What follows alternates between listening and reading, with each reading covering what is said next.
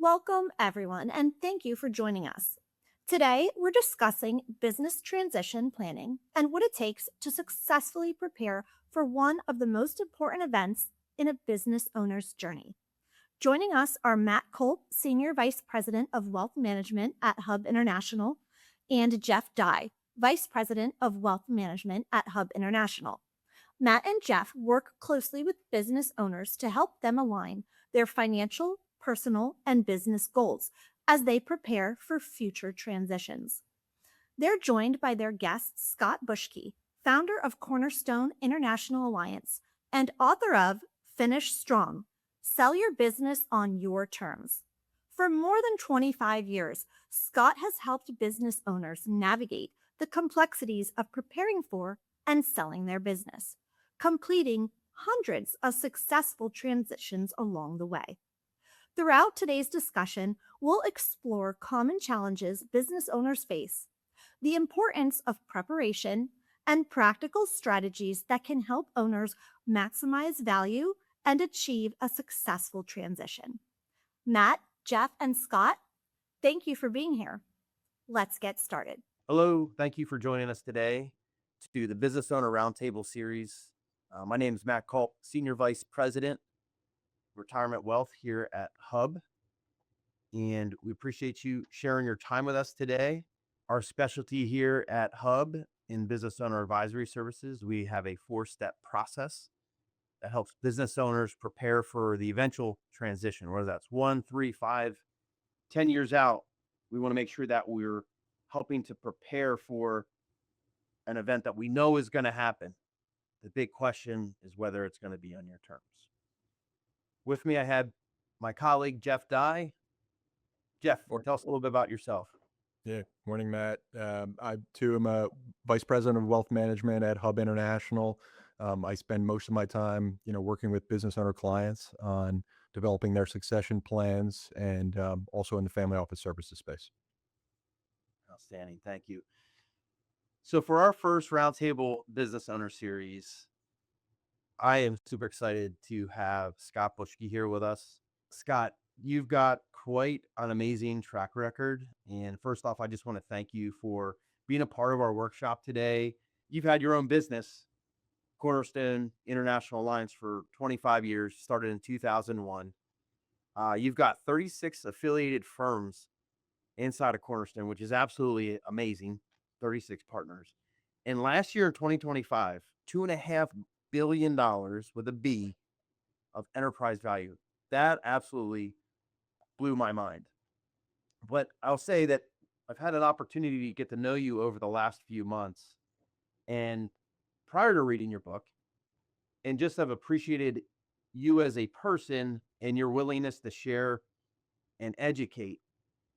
And I'm excited to hear more about that today. So if you could tell us a little bit more about yourself, but also too, let's start to dig into your book, Finish Strong: Sell Your Business on Your Terms. Yeah, thank you, Matt. I got in the industry back in 1998, worked for another firm for a couple of years, and just saw how many business owners did not sell and how it was done wrong. We did a national study last year, and 76% of them, we asked them how they got in the business. 76% founded something. They started something from nothing. They birthed this thing up out of just their mindset, and yet 20 to 30% of them successfully sell. They know how to start companies and grow companies, and they've got the grit and the persistence and the complex thinking and the know-how. But yet when it came to a sale, they were so bad at it in such poor results. And I just thought there had to be a better way. And that's when I started Cornerstone in 2001.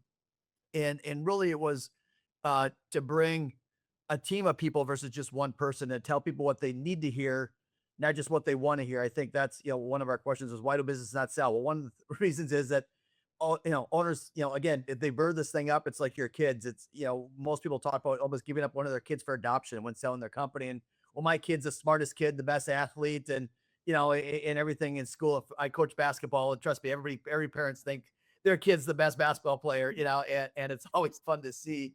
But that's how they treat their company. And they just it's almost like the things that get them into business and make them successful in business are the things that also hurt them in selling a company, because they go, well, I'll just pivot through this thing, or I'll just trial and error. Like, well, I lost a customer, I gain another customer. I lost an employee, I'll find a new one. And you can't trial and error your business sale. You get one chance and only one chance to do it. And it's typically the largest, financial transaction in their life they're ever going to do. And they've never done it. 90 in our study, like 92% had never done it before.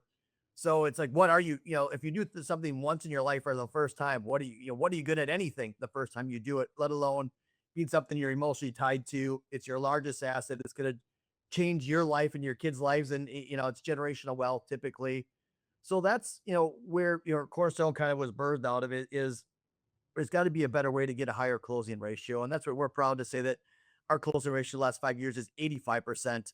We sell 85% of the companies we take on versus the 20 or 30% that the national average is. But, why I wrote the book is that, again, I wanted to help business owners take a holistic approach. There's lots of books out there about, hey, you should work with me, or here's all the value drivers you could do to build the value for the highest. But even if I could build a highly valuable company, people still have huge regrets and remorse, or they still don't sell it at all. And I wanted to build something. So the book with the companion workbook, I'm working on a 2.0 version right now, where we're actually going to put the workbook in with the book. So it's all in one, but it helps business owners think, when do I want to get out? There's no right or wrong answer. If you said, Matt, like, is it 1 year or 10 years? There's no right or wrong answer. It's what makes the most sense to you, the business owner. But, when am I going to get out?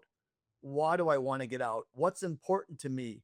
What are all my options? What are the pros and cons of all the options? Just because we sell we sell to third parties, there's 9 other options that they could choose that's a better fit for them, and which is perfectly okay. We saw that the 3 biggest reasons that business owners had regret: one, they leave money on the table, which we can talk about later; two, that they only think about value. Because, Jeff, if you sell your company, what is everybody going to ask you? Oh, what did you sell it for? It's not like, well, how well protected are your employees? Is the culture the same? Are we giving back to the little league team that you sponsor? It's, what's the multiple? How much money? How much money? So we actually have an exercise in the book about what's important to you, because it might be taking the second highest value, but they're going to protect the culture better, or, the culture aligns better, or they're going to keep the management team in place, or whatever it might be that's important to the owner.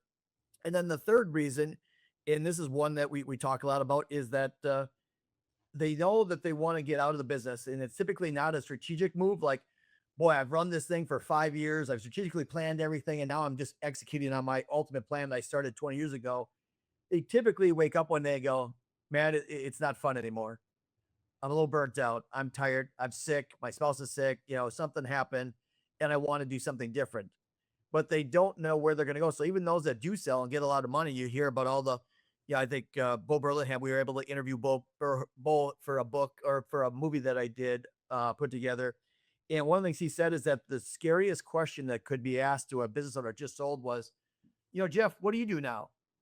It's like, well, I used to be the business owner of Pinnacle. I used to do this, and now I don't know what I do, and because they don't have anyone they're serving, they have no purpose if they're connected to that company. So figuring out, where am I going to go to, versus just what am I running away from? So that's really where the book, I've always thought I want to educate as much as I can, and with an abundance mindset, because we'll work with some of those folks, but if people could just make better informed decisions, that's what it's all about, these business owners, because again, they get one chance to do this.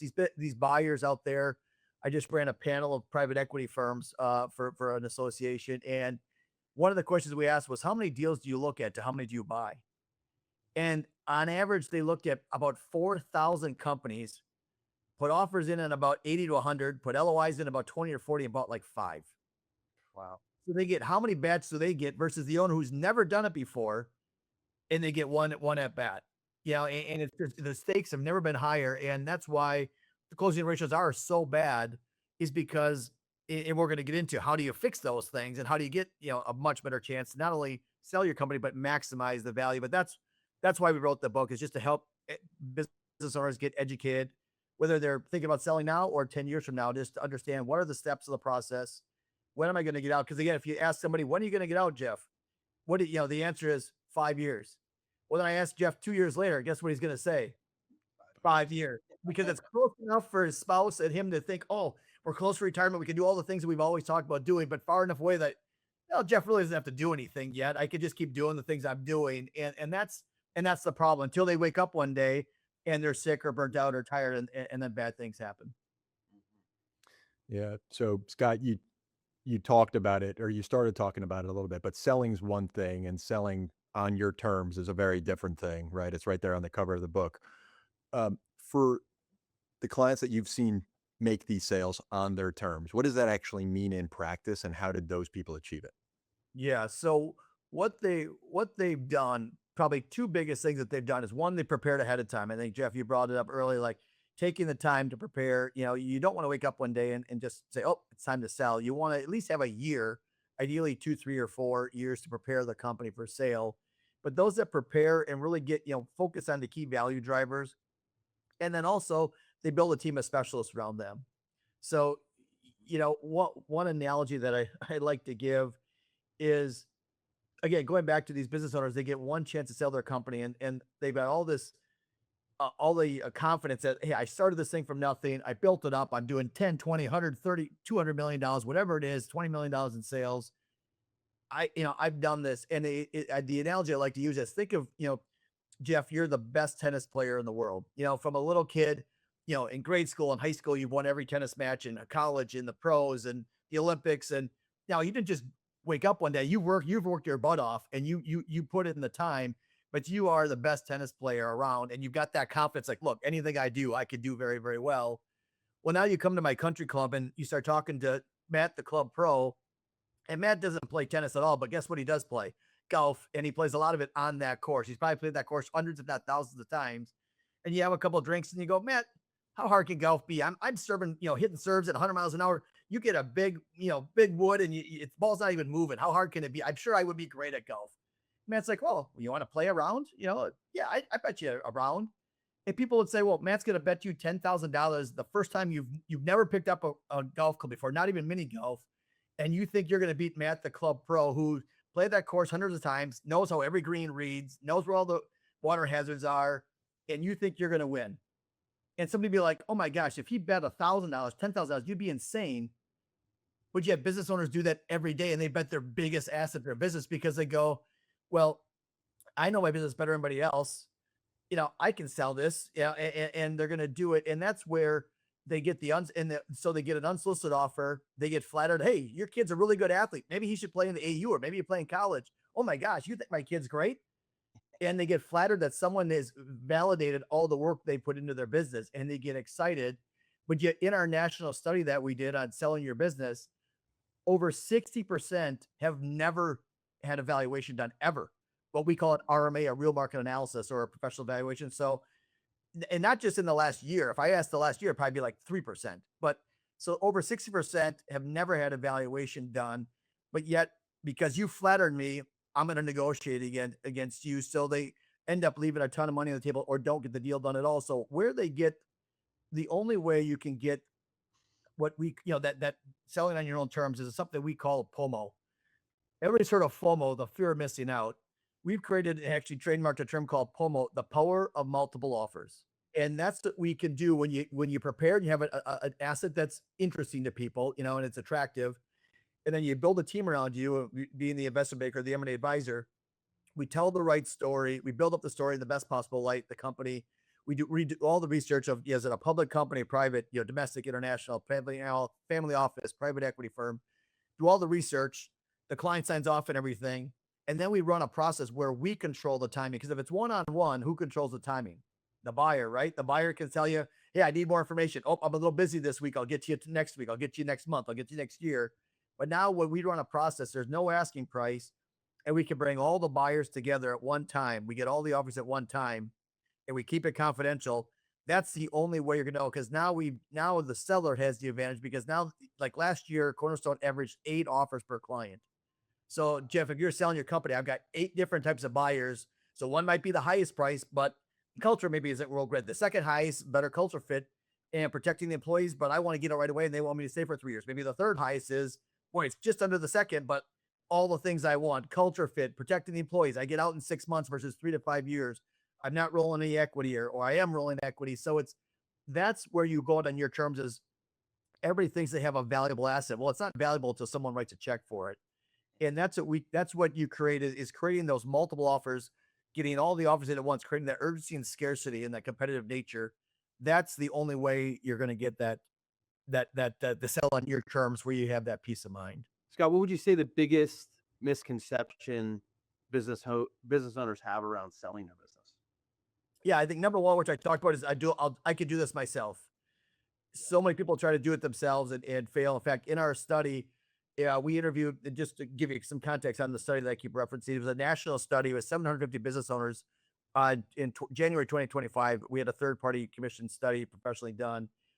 750 business owners ranging between 5 million and 100 million in revenue, and between 45 and 75 years old. So just to give you some context, and in that study, they talked about, what they would do next and everything else. And it was amazing how many said, "Oh, why would I pay for something I could do myself?" It was like 50% said that, but yet 37% had tried to sell and did it unsuccessfully. So, and then I would say number two is that I mentioned this earlier, is their companies typically in their minds worth more than what it really is worth in the marketplace. And then number three is they think they have a company that can be sold. A lot of times it's not transferable. Everybody thinks that there's this intrinsic value to everything. Well, there's only an intrinsic value is someone that's willing to write a check for it, and put some money behind it. So getting a company that's saleable, that's transferable, because Matt, you could have a company doing, a million, 2 million in EBITDA, but if you are the business and you want to leave tomorrow, what am I buying? Or if you get hit by the proverbial bus, oh my gosh, so you got to build out that management team and some other things. And so people think just because I'm making money, it's saleable, and that's not always the case. And real quick, is that typically the number one reason why you see deals don't happen, is because there's too much hub and spoke with the owner being the center of all decision making and management? Is that the number one reason, or what? If it's not, what is? Yeah, the top three things are: number one, they think it's worth more than it is, and they're not willing to sell it for what quote unquote market is. That's probably the biggest one. Number two, yeah, the business owner is the business. They are the company. Number three is they have one customer that's 30, 40, 50, 80% of their company. Anything above 25% starts to get a little bit questionable from a buyer standpoint, because if somebody's making all this money, but if one customer 60% and that group leaves, nothing that I did wrong as a buyer, but they got bought out by a competitor and went a different direction, I'm out of business tomorrow because I just paid a bunch of money and 60% of my business just walked out the door with one pen stroke. So those are typically the top three things that buyers will look at. Is and again, if you shouldn't, if it's a company that's over a couple million in value, we'd say probably 3 million in value, or you're going to sell to a strategic buyer or a private equity firm or a family office, you should, in my opinion, should not have an asking price on that company, because there's so many variables. You don't want to set a ceiling on that value. And but yet on the flip side, if you're selling to an individual, a sub $3 million, or for sure sub $1 million company, you're typically going to have an asking price, because the buyer, they're coming out of corporate America and they're just not sophisticated enough to really put a value on it, and then they'll just get confused and walk away. And just to give you an idea of a story a company that we did, we had a client that came to us and said, "Hey, I've got this $3 billion buyer."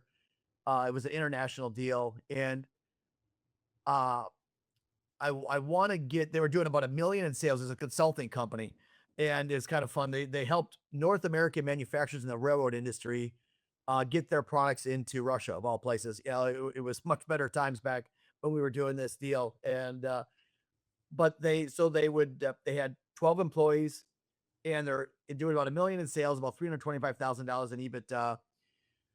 And their assets were 58,000, 12 chairs, 12 desks, 12 computers, and a Land Rover. Those were the assets of the company. And, if you just look at back of the envelope and not really dive into the deal, you know, 325,000 times, with no assets, service company three times, you're at about $1 million. Well, this gentleman said, I need at least 3 million. I'm 38 years old. I'm just starting to make money. This $3 billion company came to me.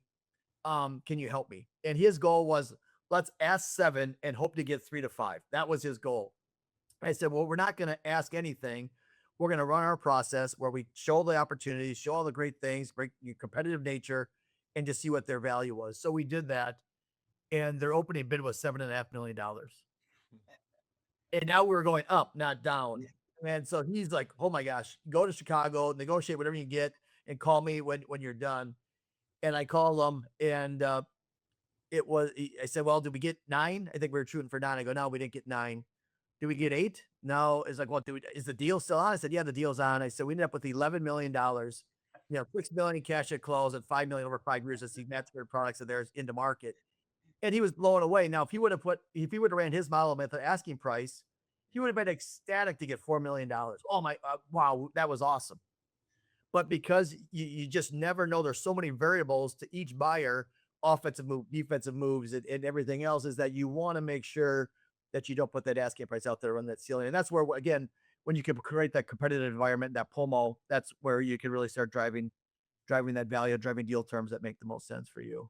Scott, readiness is such a important concept and a important ingredient in any deal. I think in order to make it happen, we certainly see there are times where it's apparent very early on. I think that's normally in the case of an owner that's burned out, right? And they come and they say, I can't take it. We got to move on, and that's fine. But most of the time, at least in my experience, it's a little more vague than that. How do you either help owners identify their own readiness or identify it in owners that are looking to sell their business? Are they truly ready? Because there's a lot of components financially, emotionally. Can you speak to that a little bit?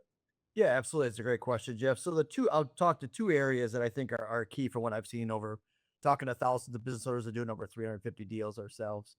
Number one is what we call the 3-legged stool. And it all starts with that RMA, that real market analysis, that valuation. And again, what our RMA is, where a lot of people will go out and spend, 10, 20 grand on a certified valuation. Ours, or more, 30 grand. Ours is just 5 grand, and we'll update it for 3 years at no cost. But what it is, it's a market-based approach. So instead of coming up with different formulas, and again, there's no right or wrong. There's computer models that give you a big range. But if you really want to know, is what is the real value of my company in today's marketplace? So that RMA is where you start, because again, we've seen things where in our study, again, it showed that we asked, how did you come up with the value? What actions have you taken to understand the value of your company? And 36% of these business owners, and again, these are 5 to 100 million in revenue, smart companies, been around for a lot of years. 36% said, oh, I just sat down with my financial advisor. We came up with an assumption. And it's the financial advisor doesn't come up with the assumption. The owner comes up with the assumption. The financial goes, yeah, let's use that. Why not? And so let's just say it's 20 million is what we come up with the assumption. And then also now they come to Cornerstone, when they're finally ready to sell, we come in at 12, and they go, oh my gosh, Jeff, for the last 12, 18 years, we've been off by $8 million. And now I'm burnt out. How am I going to close that gap? So we start with getting the right RMA to understand what is the real value, what is reality in today's marketplace. So let's just say easy numbers is 10 million bucks. Well, who cares? What are you going to net out of this thing is what you should really care about. So that's where it's sitting down with your team and tax experts and going, how can I minimize taxes? So let's just say, worst case scenario 6, you guys do some things, maybe $6.5 million is my net number. So now I understand my real number is 10, my net number is 6.5. But now the key, most people just stop there. And this is where they come up short, is they forget about you guys, the financial advisors, to sit down and run the retirement, all the cool retirement planning programs that you have, to say, we call it the lifestyle number. What is that lifestyle? What number do I need to live my ideal lifestyle? What are the things in that next year or 2, all the trips I want to take and the house I might want to buy, but then what is long-term? What's my lifestyle look like? Do I want to live on 200 grand a year, 500 grand a year, $1 million a year? What does that look like? And then you guys can run all the what if scenarios. And now you know that the lifestyle number maybe is 8 million bucks, but the net number is 6.5. So now as an owner, I got 2 choices. I can either lower my lifestyle number to 6.5 because I'm burnt out, tired, sick, and I know what that looks like and I can adjust accordingly. Or I go, nope, lifestyle is 8. I have $1.5 million wealth gap. And now we can work. We don't do in our RMA, we'll identify the top 2 to 3 things they can do to enhance the value, but we don't do that work. We've got scaling up and cultivating other groups that we refer to that can do that work. And then we'll update that valuation for 3 years at no cost. And when the numbers make sense, they go to market. So I think the first thing is do you know your 3 numbers? No one should go to market without knowing what is my real number, what's my net number, what's my lifestyle number, and can I close that wealth gap? Because if you can, why would you wait? I just talked with 2 guys in their 40s 2 days ago. We could sell the company for $100 million, $101 million. and they live in a very, very reasonable lifestyle.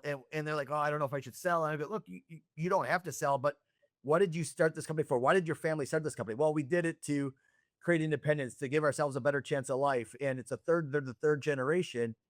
They're like, yeah, I could finally start to have my money work for me and be diversified, that, if something happened to the company, I'd be fine. So it really is interesting because people can't let go. You talked about Jeff hanging on too long. It's not because they don't want to go and enjoy life. It's because they're so emotionally tied to the company. So that's the next piece of it, is what are you going to do next? So in the book and workbook, we have a whole chapter just tied to what do you want to do next? And we have a bucket list, to fill out your bucket list of things you couldn't do. Either you didn't have the time or you didn't have the money.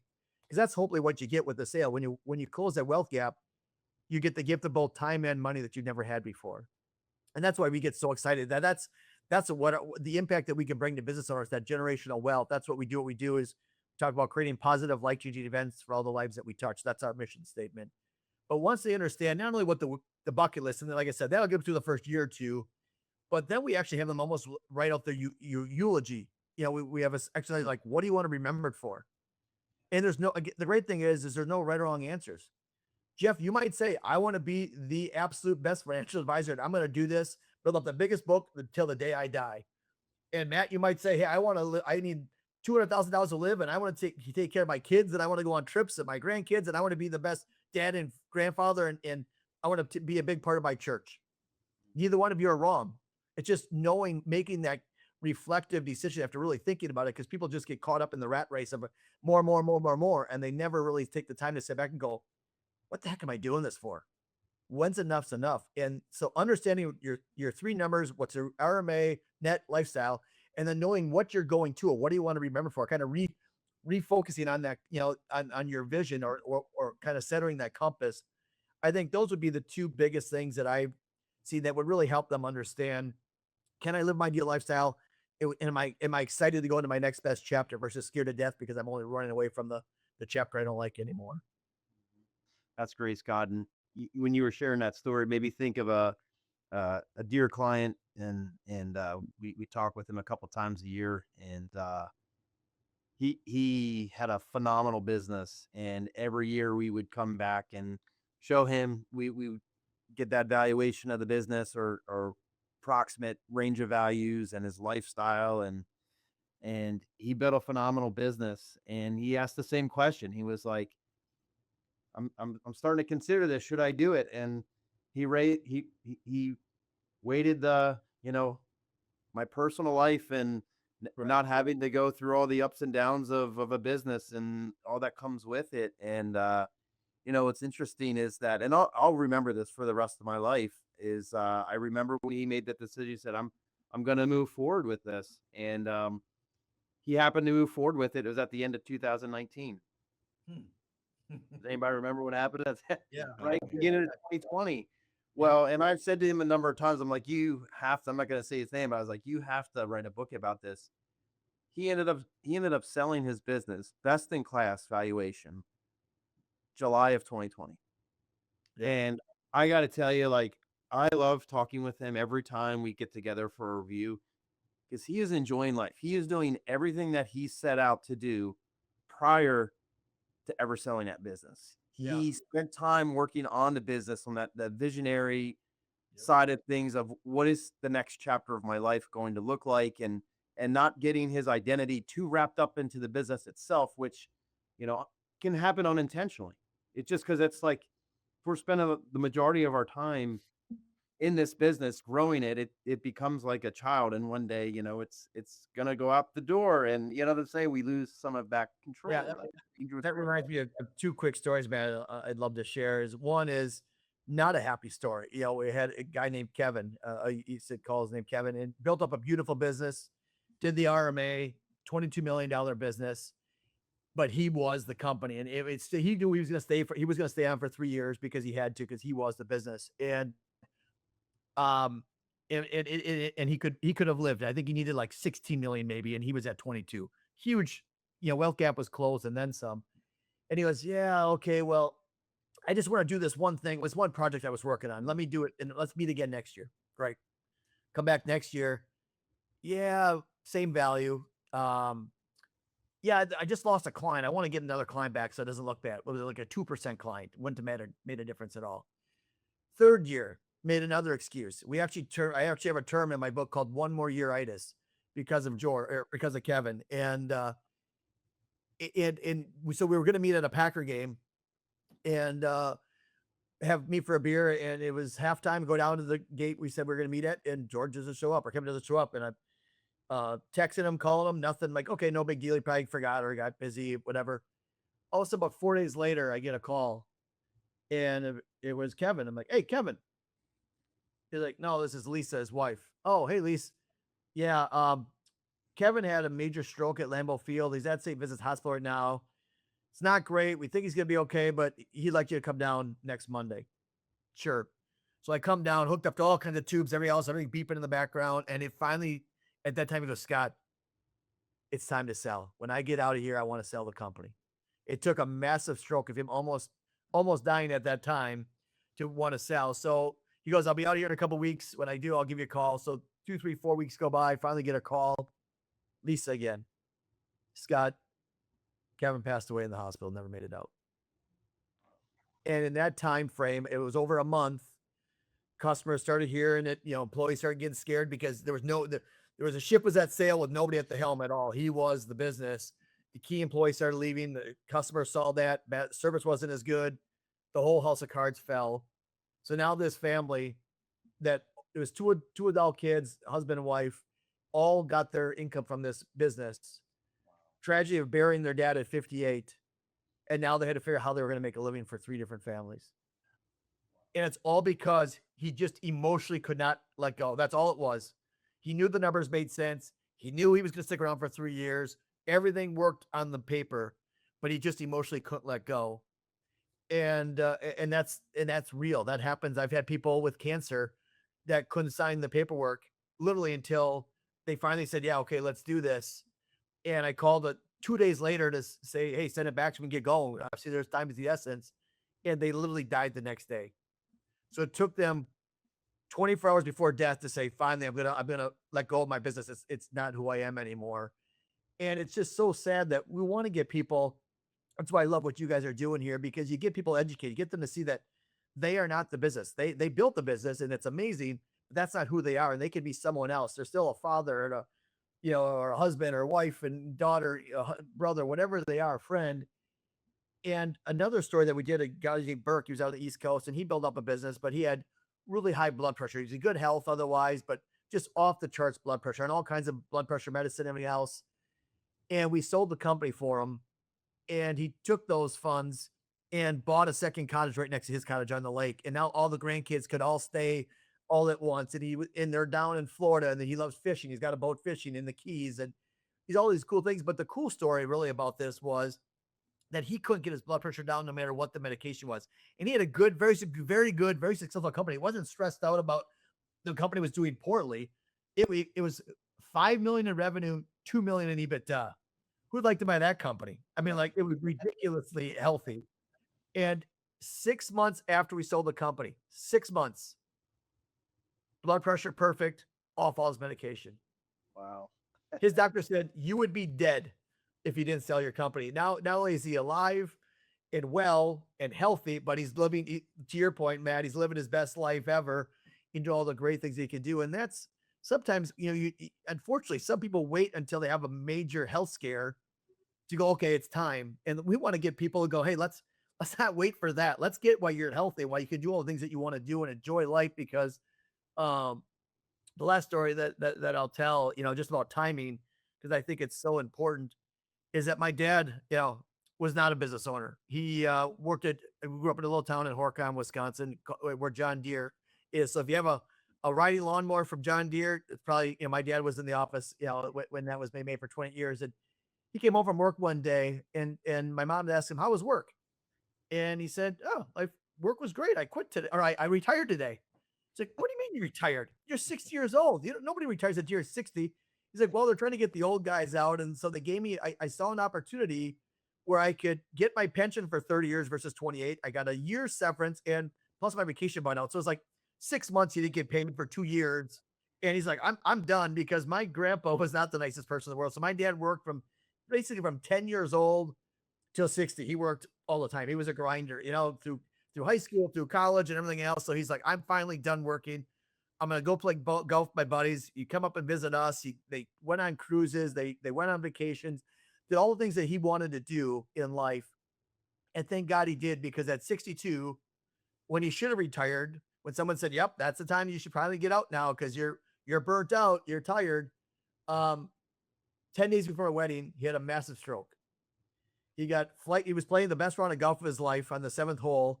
His buddies took him to the ambulance. They drove him over to the hospital. They did a scan of his brain. Flight for life him down to Madison, Wisconsin. I get a call. Dad's not good.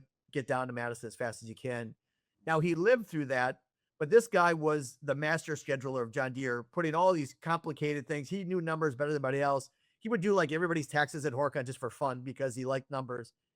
He couldn't balance his checkbook. If you drew a circle and said, show me what 2 o'clock looks like on a clock, he couldn't do it. And he was never the same again. And he couldn't walk. And then finally, after about a year, he learned how to walk, but his body was shot. His mind was shot. He lived for another 4 or 5 years. And at 67, he died of cancer. So he would have worked from 10 to 62 to have a stroke, have a couple of crappy years, and then die of cancer. Mm. And that's not how we should go through life. Life should be about what we are. Why did you start the company? When we asked that question, it was to have financial freedom and independence to do what I want to do. And that's what, because of you, with you guys and because of us, and you build a team around these business owners, we can do that for these people. That's what they should be looking at. And that's where you go back to, Jeff, your great question of why is timing so important? Because everybody's going to push out 5 years, 5 years, 5 years, and then have that 1 year itis, and then something happens to them. Again, EPI puts out that 50% of people will go out on not their own terms because the 5 dismal D's: death, divorce, disability, distress, disagreements with partners. And we want to help the fittest strong. That's why we wrote the book. That's why we want to build the team around them. That's why we want to get them multiple offers. That's why we want you guys to help with tax and to make sure they understand how they can diversify all those assets. So God forbid anything happens to them or the business, they go, my gosh, if I'm on my deathbed, I want to know that Jeff and Matt have taken care of me. My family's taken care of. And I can, my family's in a better place than I was because of what I did. I was able to harvest that wealth within my company. Thank you, Scott. So I'd like us to fast forward a little bit to the process around, you mentioned value drivers earlier, right? So value drivers help drive that business. But I'd like to take the next step on that to understand when you have a business that has done all the right steps, and now they're getting to the table and we're starting to talk about structure of the deal, right? So we've got your stock deal, you've got your asset deal. Can you share just a little bit around the percentages around what that looks like? What stock deal versus asset deal looks like, and what you see most often in your line of work of what those transactions? Yeah, I mean, it's the interesting thing is kind of between asset and stock deal. What's good for the buyer is the opposite for the seller, and vice versa. So the buyers all want asset deals because they get a step up in basis from a tax wise, and they don't, all the liability stops, kind of at the time of the sale and things like that. But the seller wants stock because they get the best tax treatment and pay the least in taxes. So right now, we're actually seeing more. I would say it's 80-20, 80% asset deals, 20% stock deals, but we're seeing more stock deals just because right now there's more buyers and more money chasing deals, and there's less good quality deals out there. So, like I said, normally we're getting 4 to 5 offers per client. The last 2 years we got 10 and 8 offers per client. So when you have more competitiveness and you have more buyers to choose from, buyers will do a stock deal or what he calls a 338 H10 election, which basically it's a stock deal from a legal standpoint, but it's still a asset deal from a tax standpoint. Excuse me. So there's some things that you can do there. But I would say what owners should expect is, it depends on the risk. The higher the risk, I'm the business, my biggest customer is 40% or something of my business, the lower the value and the lower the cash at close. Most of our clients get anywhere between 75 to 90% cash at close. And then, 10, 20% is either in an earn out, a seller note, or equity rollover into the new company. So if they go, I'm only doing an all cash deal and I'm out in 2 months, that's probably not going to work very well versus, hey, I'll stick, again, it depends. If you work yourself out of the company, you might be able to leave in 2-3 months. Otherwise, if you are the company, you might be there for 3 to 5 years. if you're rolling equity to another company, like a private equity firm would ask you to do in many cases, they want you to stay. Private equity doesn't want to run the day to day. They want Jeff to run the day to day because he does a great job of running the day to day. As a private equity firm, I just want to give Jeff more money, help him professionalize the company, put in the right process and systems, help him do other acquisitions. But I still want you to stick around for the 5 years until we sell this thing. So, but that's where I would see is that you need to be a little flexible. You should not do a deal, in my opinion, where I'll give you 30% down and I'll pay you 70% over time. We always get typically at least 75% or more, unless there's a big issue. If you look at it and go, boy, here's a single point of failure. Again, you are the business, or you've got a huge customer. Well, then you're probably looking at more of an earnout type structure or something like that to try to help the buyer mitigate their downside risk. Scott, you talked about the one more year itis and the I'm going to sell in 5 years owners, right? And these are obviously people that are probably on the path to potentially waiting too long, right? And Yeah. not necessarily waiting too long to sell, but waiting too long to be prepared to sell. How do you convince people, right, to just for the readiness process and to get to that point to give themselves the option? Or what are the warning signs of those people maybe they're on that path of being the one more year itis, and how do you help them avoid that? Yeah, I think it all starts with the RMA. It starts with you guys having, someone like yourself, the trusted advisor, having the conversation with the owner of, have you had an RMA done in the last year or two? Nope. Oh, do you know what your net number would be after if you sold your company? Do you know what your lifestyle number is? No, no, no. Well, hey, it looks like we got some work to do. And it's just asking those questions. And if they have the answer, it's great, but most times they won't. And then do the RMA and do those things. You can say, hey, look, Matt, you can live your ideal lifestyle here. Why would you wait? Oh God, I didn't know I could do that. Oh my, yeah, let's go. Cause they always, and if you ask somebody what they need, it's 5, 10, 15, 20. It's never 8.2. No one's ever said I need $8.2 million. It's always just a round number because they have no idea. And sometimes it's more and sometimes it's less, but that's the kind of things I think you do, because otherwise you start to see the pullback from the company, or it's not as much fun anymore. They don't have as much energy or passion in the company. And then eventually, sales are going to go down. And that's what happens a lot of times. We talk about finishing strong. You think about, the company going up and selling like this, or the company going down like that because they're burnt out. Well, we had a client, true story. Client was in business for roughly 30 years. They had one more year itis, held on 1 year too long. We did the RMA in 1 year, in a 30-year lifespan of that business. So 3%, 1 year was 3% of his whole journey. He lost 40% of the value in his company. 40%, because guess what the buyers care most about? What period of time? Do they care about what you did 20 years ago, 10 years ago, 5 years ago, 3 years ago?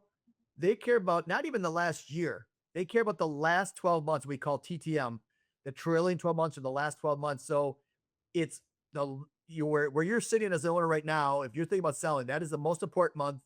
Next month, the most important month, because that's what they're going to look at. It's the last 12 months and the future 12 months. That's because what they're buying is the future cash flow of this company. So if you go, well, yeah, I was burnt out. So, but you'll be fine. The company's here. I'm paying this price for it, and that's where people leave so much money on the table, because they just, I can count on one hand how many people probably sold their business too soon in 28 years. Hmm. I would need a lot of people's hands and feet to tell you how many people waited too long in my 28 years. And it's almost always people hang on too long because, again, according to the national study, 32% said, I don't even know where to start or who to trust. Well, that's scary. 54% said, I'm not talking to anybody, because if my employees find out, they're all going to leave tomorrow. So they just don't talk to anybody. Now, again, you do want to keep it confidential, but 60+% never had an evaluation done. Around 40, but yet 49% said, man, if I don't sell my business, I can't live my ideal lifestyle. I can't live the retirement that I talked about with my spouse and everything else and what I'm going to do. And 47% said they have lost sleep in the last month. Because the business value is such a big portion of their portfolio. Usually it's 70 to 90% of their overall net worth is tied up in that one company. And that's just, again, if you look at it realistically or logically, that's not a good strategy. But yet business owners will continue to reinvest back in the company over and over and over again, because they own it. They can manipulate it. They can do what it is. And they feel like they have more control. But to work with someone like you guys to diversify those assets into multiple different things, we're going, hey, just protect my money, Matt. Give me a 4 or 5% return. I'm good. It's like, wow, now I'm just living off the interest. And I still have that principle to do other cool things with her, to do with my kids or my grandkids or whatever else I want to do for my church or nonprofits or other causes that I believe in. Just so many different options. But that's really what do is they just can't emotionally let go, or they don't know where to start. So they just go, well, I'm just going to keep doing this. And ironically, what we found is people, once they get over the age of 70, our closing ratio actually goes down. Because I thought when I first started, oh, this guy's 82 years old. This would be the best client ever because they got to sell. They're 82 years old. And what I found is that no, that they will find a way pretty much to blow up that deal because they're kind of past their point of travel, maybe, or maybe they're not as mobile or their spouse isn't as mobile. And they just kind of go, this is who I am. I'm going out feet first out of this thing at some point in time in a black bag. And it's sad, but that's what happens. So it's as much as your job and our job, my job is to sell companies and maximize value and bring multiple offers. Your job is to put together a great portfolio. A lot of our jobs in work with business is helping them psychologically separate themselves from the business and understanding, what do you want to do? Get them. I've had clients say, what are your hobbies? I don't have any hobbies. I call BS. Expand your mind. You're so closed off. You're so scared to let go of your business that you can't even pretend you have a hobby. It's just humble, but they truly have said that the business has been my hobby all my life. Well, let's find some new hobbies.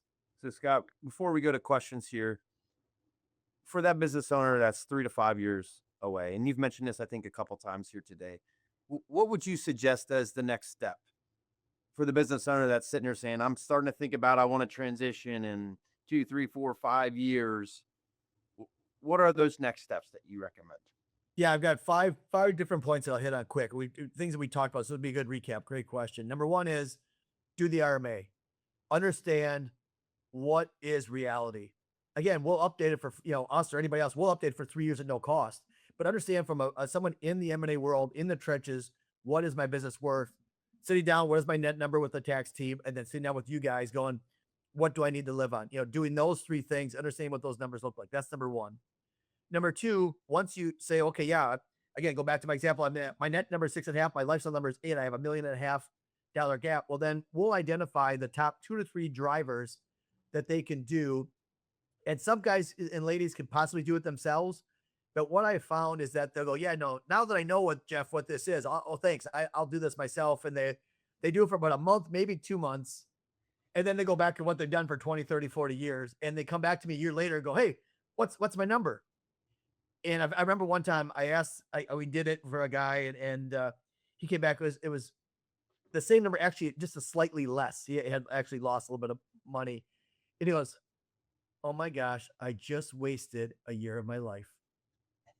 I could have been out doing fun things. I could have sold last year and I'm at the same value. So we always recommend hiring someone like scaling up for, if you're doing 15 million and above, scaling up, cultivate for, 1 to 15 million in revenue. And there's others out there too that are good, but those are 2 that we've had good relationships with and seen good results. But helping focus on those value drivers, working yourself out of the business, lowering customer concentration, putting it in the process and systems in place, professionalizing that company so it's not all in your head as the owner of how we quote things or how we do things or whatever else it might be. Number 3 is build that team of specialists around you. Like an M&A attorney, investment banker. Yeah, you're not going to go. You might go to market in a year or 2 or 3. But A, we can do the RMA now, and 2, we can give you different advice about what's going on in the marketplace. Because you could have the company exactly the same revenue, exactly the same EBITDA. And if I go back over a 10-year span, I could probably get you 20, 30% more or less because all the things we can't control. Well, interest rates are down. Interest rates are up. A little thing called COVID. Oh, now the recovery from COVID, supply chain issues, inflation, all the things that, uncertainty kills values. The more certain people are, the less risk in mindsets, the higher the value. So there's different points in time where companies are worth more or less. And I can't emphasize the building the full team around you of the financial advisor, the CPA or tax attorney, the M&A advisor, investment banker, the attorney, but also the M&A attorney. Because what too many people do is they go, well, yeah, you get M&A attorney. They sound expensive. John's been my attorney for 30 years. He helped me set up my LLC when I started this thing. He helped me with an employee issue 10 years ago when I had to fire somebody. He did some collection for me. He knows my business better than anybody else, you know, but he's a generalist attorney, which 98% of attorneys are more generalists or other specialists. And they're going to go into that deal and they could build up the company right. We could bring them 10 offers, 20 offers, but then that attorney blows the deal up. And people go, well, I liken it to, if you think about in the medical field, you have a doctor, your family doctor. And, I go to my family doctor and give a annual physical every year. And that doctor knows me and my body better than anybody else probably does. And I like him, he likes me, she likes me. And, but all of a sudden I go to the doctor because I got a headaches for last week. And my doctor goes, hey, geez, you know what? I'm sorry, you got a tumor in your brain. You got to have brain surgery. And it's like, okay, well, do I go to my doctor who I know really well and knows me and my body better than anybody else for 30 years, but has never done brain surgery? Or do I go to the brain surgeon who does it every Tuesday and Thursday for the last 10 years, get brain surgery, and then go back to my doctor for follow-ups? And everybody's like, well, of course I'd go to the brain surgeon, but yet people go, oh, I don't want to bring in an M&A attorney. And it is that crucial because you could spend 40 years building up a company. We could bring you, we think it's 10 million in value. We could bring you offer at 14 million or 20 million and have the attorney blow the whole thing up. Mm-hmm. And it's just so important to bring that team together. So that's number 3 is know your numbers, focus on the value drivers, and then build your team early. Number 4 is write that eulogy. What are you going to do next? Where are you going to really get excited about what's on that bucket list? What are you going to do next? And then number 5 part of it is separate yourself from the business, separate your identity from the business, because in our national study, 65% said, I am deeply emotionally tied to my company. Not just, we're kind of connected, deeply tied to my company, 65%. So that's the biggest thing, is trying to pull those two apart and going, I am still Scott Bushkie and I'm all those other things now after the sale versus, well, I used to own Cornerstone and I don't know what I do now. So I think that, it starts with the numbers. Once you know the numbers, you can build the value drivers. If you need to, you might know, oh, the numbers make sense. Let's go now. But then building that team of specialists, because again, I'll give you one quick example just from the investment banking side. We did a deal about a year ago. The owner came to us and said, hey, we want to work with you. We got 2 buyers looking to buy the company. But we really want to help you bring all the buyers together and get one chance to do this. But then over the weekend, they said, you know what? I made it in this industry for 40 years. I've sat on the national boards. I know this industry as good as anybody else. I've got the 2 best buyers in the whole industry, the 2 biggest buyers in the industry already knocking on my door as the owner. Why do I need Cornerstone? So they said, you know what, Scott, we're going to do it ourselves. But we want you to do an RMA just so we can kind of see. I think they wanted to prove that they could get more than what I thought market was. So the first offer came in at $31 million, 26 at close with a $5 million seller note over 5 years. Next week we came in, because it takes about 2 to 3 weeks to do the RMA. We came in and it came in at 43.3 million, 43 million bucks. They said, well, that was the second buyer. Next week we got the biggest buyer coming in. They've already come to our office. They've taken us out for 2 amazing dinners. They've talked about how great we are, how much of an amazing company we built out, how smart we are. Our synergies between the 2 companies are amazing. The next week they came in with their offer, $25 million. I said, can we please run our process, our Assurance 360 process to create POMO? They said, if you can get 43, we're all in. But I had a short leash because they didn't want to lose those 2 buyers. 10 days later, this is not the norm. We worked really fast, but with our team. But 10 days later, working our process, bringing competition, we signed a letter of intent for $51.3 million and closed 45 days later. Wow. So more than double what the largest company with the most synergies, with the most money wanted to pay.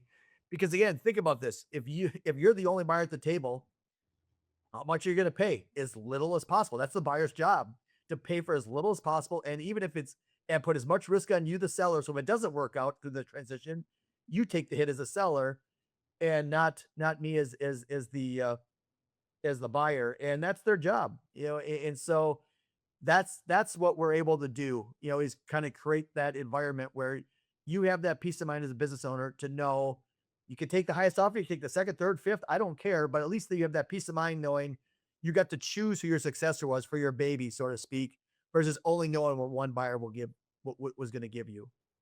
And I've heard, and we have endless stories about unsolicited offers. In fact, in 6 years, when there's been an unsolicited offer, we ran a process against it. Not one time in 6 years has the buyer ever left because we ran a process. They always threaten they're going to leave, but they never leave, in our experience. And not once in 6 years have we ever not been able to beat that price. 100% of the time, the seller has picked a different buyer than the original buyer, whether higher value, better structure, whatever it was.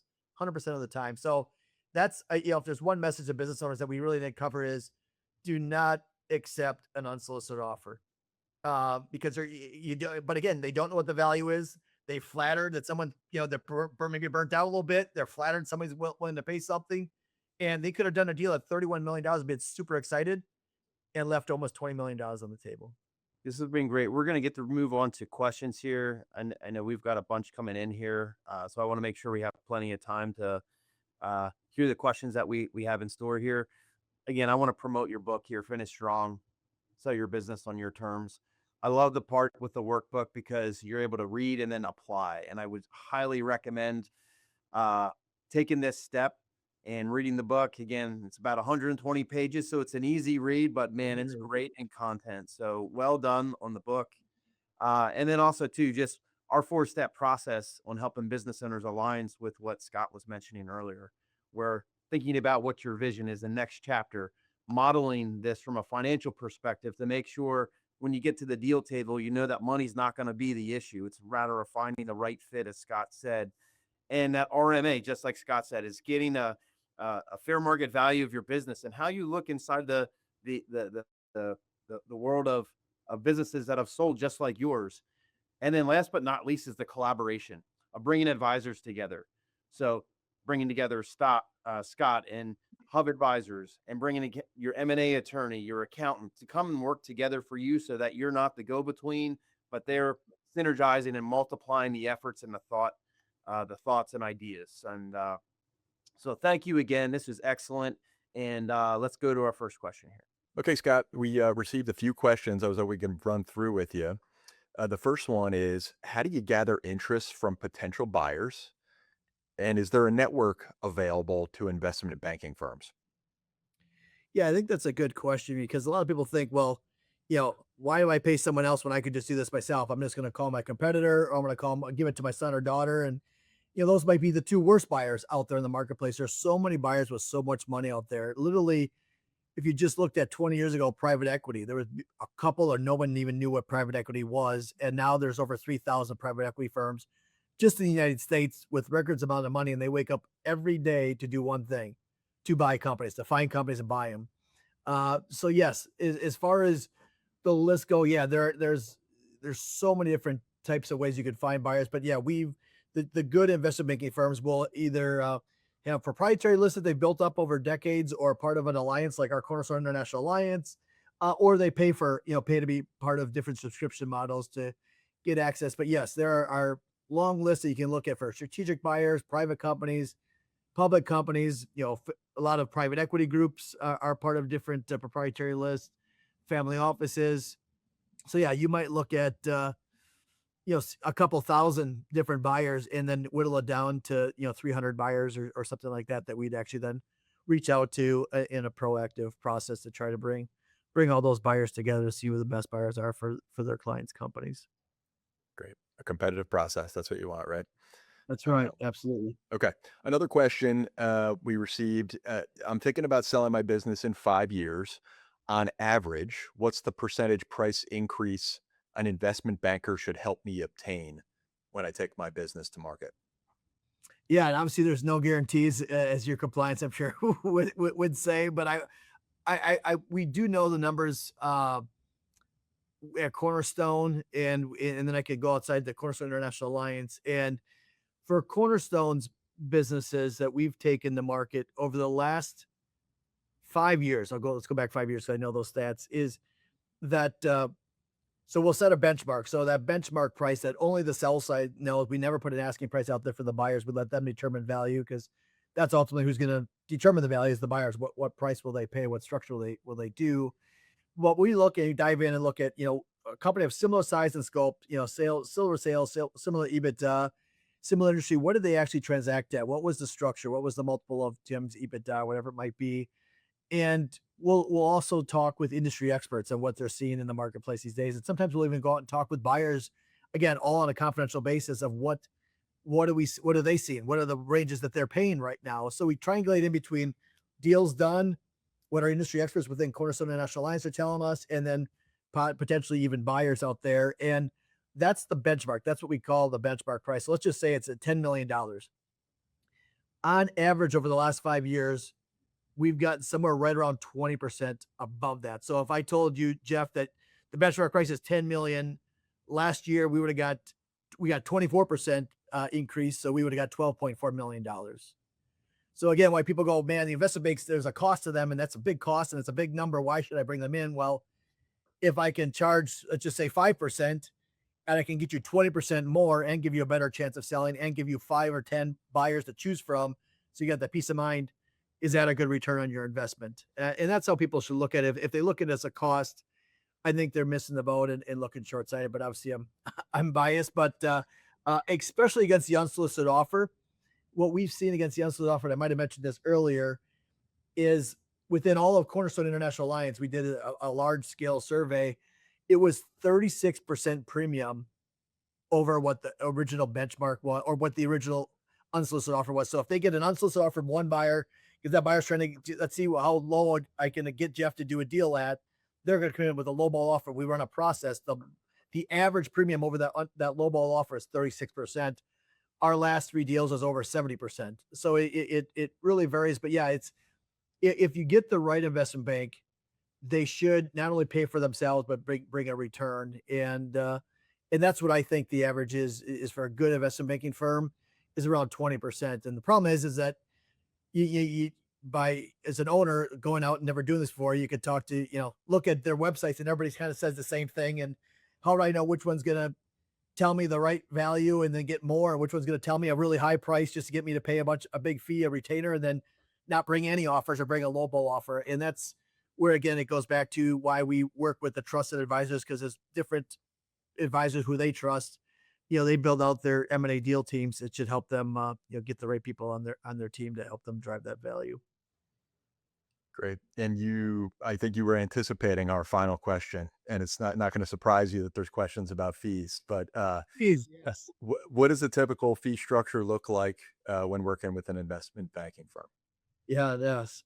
So I'll give you two different. I'll give you the normal, and then I'll give you what cornerstones are. So the normal fee structure is a retainer upfront, probably somewhere between $30,000 to $100,000, and then a success fee on the backside. And I use 10 million before. Let's use that again. So if it's 10 million, if it's a $10 million deal, it might be, and they get paid most get paid the highest percentage on the first dollar. So it might be 10% on the first 2 million, then 8% on the next 2, 6, 4, and then 2 and everything thereafter. It's called a double layman.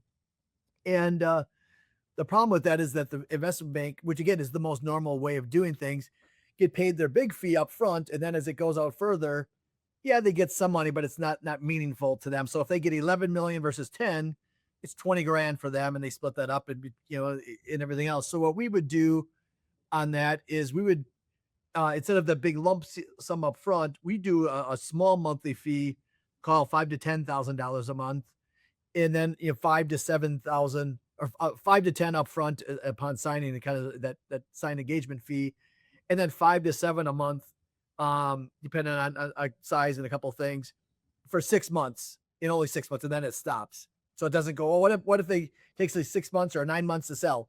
Stops at 6. Those payments stops at 6 months. But we like it, and our sellers have liked it, because that way they can see the value that we're creating, or the investment bank is creating for them. And because I've said, if we're not creating value, don't send us a check. You'll get our attention real fast. And it's just a way that they can control what they can control. Because again, if you look at remodeling your bathroom and say, all right, here's 50 grand. I assume you'll get it done on time and just the way I like it. And you're like, oh gosh, there's no way I'd ever do that, because they'll show up 2 years from now and finish this project. So we want to do it kind of similar, that instead of having a big fee up front, we do monthly fees, smaller monthly fees. And the reason that we do that on our side is, but every 3 to 5 years, we have someone that, doesn't want us, we exceed the benchmark, but then they get to the closing table and they just can't let go of their baby. They emotionally can't let go. And we don't want to know that in month 6 or 8 when we have hundreds of hours into it. I'd rather know that in month 2 when Matt doesn't send the check. He's going, "Hey, Scott, boy, now that this is real, I'm really, I have cold sweats when I'm going to bed at night, and I don't know if I could do this. Okay, let's take a timeout at month 2 versus month 6 or versus month 8." So we would do it the monthly fee, and then we know you're committed to this process just like we are.